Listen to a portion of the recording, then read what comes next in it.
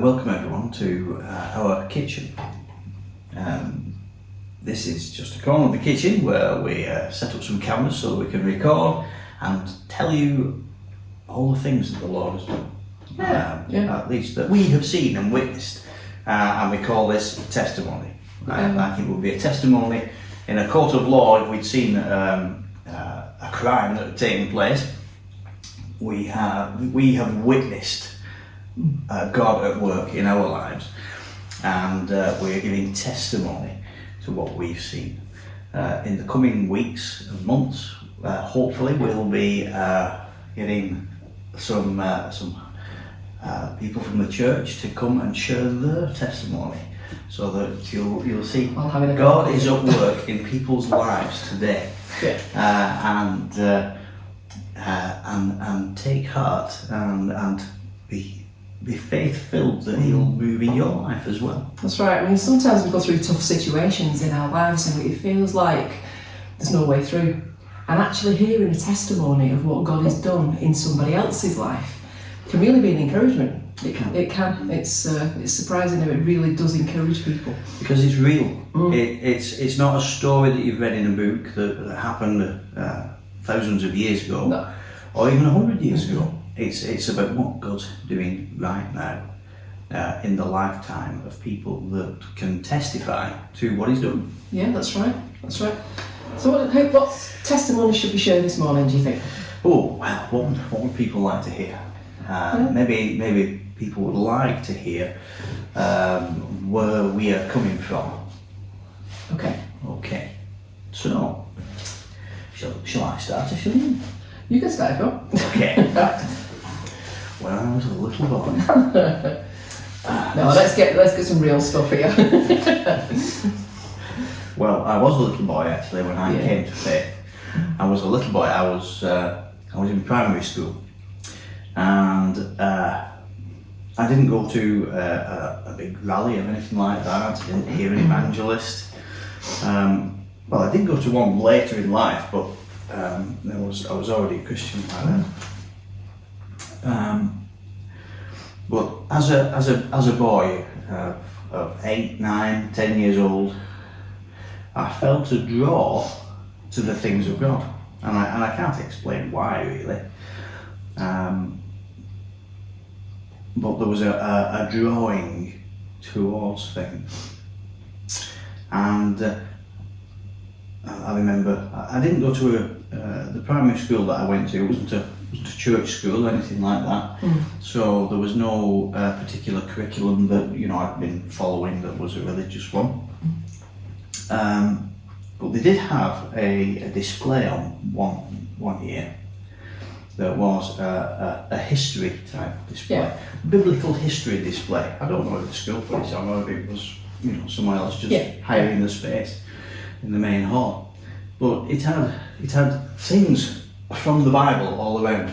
Things like the Nebuchadnezzar statue that was in his dream, that had the head of gold and the shoulders of bronze, shoulders of silver, and the torso of bronze, and it had the Rosetta Stone, which it wasn't the real one. But I remember, I distinctly remember going to that and being outside the school afterwards and saying to God, if you're really there, Lord, if there really is a God, I want to know.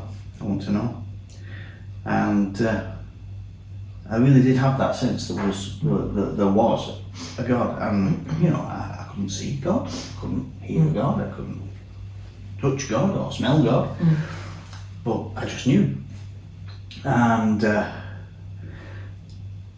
I think that was probably the start of God drawing me. It was interesting. Although I didn't have a great idea of what God was like. I knew a few Old Testament stories of God smiting people, so I had this figure in my mind that God was like he must be a mighty God because He's made everything. but he wants us to behave ourselves, or he's going to hit us with a stick. Yeah. And That's not right, though, is it? No, that's not right. Well, that was, he was like an angry father in heaven, waiting for us to misbehave, then he could give us a cloak and a hero. But that was a wrong idea of the fatherhood of God, because I based it on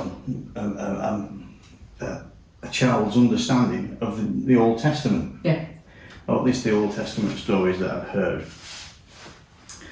From there, from that point, I went to a crusade. It was a children's crusade. It was billed as. What's a crusade? A crusade. Well, it's worth. Just for people who might be listening. It's yeah. It's not a medieval thing where you take up arms and go to Jerusalem. You mean It's not the Crusades of the 10th and 11th centuries. A crusade. It was, well, this is what this crusade was. It was like a TV show. It was like Play Away. There was a couple of people that headed it up, a man and his wife, and they converted the church just down the road into almost like a set, where they. Sounds fun. It was fun. It was fun, and the place was packed with kids, and I was one of those kids, all sat on the floor, cross-legged, watching all this happen. And I remember they would have a record breaking thing. They would encourage people to bring their friends, you see. So they'd have this record breaking thing. And they had an old 78. Do you remember the old 78 records? They were very brittle records. So what they would do, they would have 78, and if there were more people the next day, because it happened over a series of days, they would get a hammer, and one of the kids would have to come up. The one who brought most friends, and they give him the hammer. I think they put safety glasses on as well, and he would get to smash the record because they'd broken the record of how many people came. But in addition to that, they did lots of games, and they did lots of stories, and included in all that was the gospel, and that was where I first responded to the gospel. That's really good. So I was saved as a child. So I was probably about 10 years old. So what made you respond to that gospel message? Do you know? I couldn't tell you. It's just it seemed like it was the truth, and you have to respond to the truth, don't you? You do. That's beautiful. Now we started going to church from there. Well, I started going to church. My mum and dad got saved about the same time, as it happens. I don't know the circumstances particularly, but they got saved. And we started going to a church, and I was in Sunday school. I was slowly learning the things of the Bible. It was very Bible-based Sunday school. You know, they would teach you all the stories in Noah's Ark and David and Goliath, you know, all the stories of the Bible. But it wasn't very alive with Holy Spirit things. If you know what I mean. It was a little bit maybe dry. Yeah. A bit dry. But it was full of good people. Yeah. Good people. Now, that's really good. I don't know how many times I responded to the gospel. Maybe dozens. But I can tell you for sure that Jesus is Lord of my life. I can't give you an exact date of when I gave my heart to the Lord, but I can tell you, Jesus is Lord of my life. He is the King. Because when you're growing, when you're young, you sort of you're finding your way, and you don't necessarily remember every date and and at what point does it become so real that it's undeniable? Well, apparently about 55.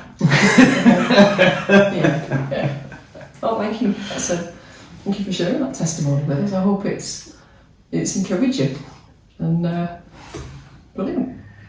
Okay, well, in our next segment, we call it that. Segment, yeah. Segment, that sounds good, doesn't it? Then perhaps you could share your testimony of how you came to the Lord. I will do. Okay. Goodbye for now. See you soon. See you soon.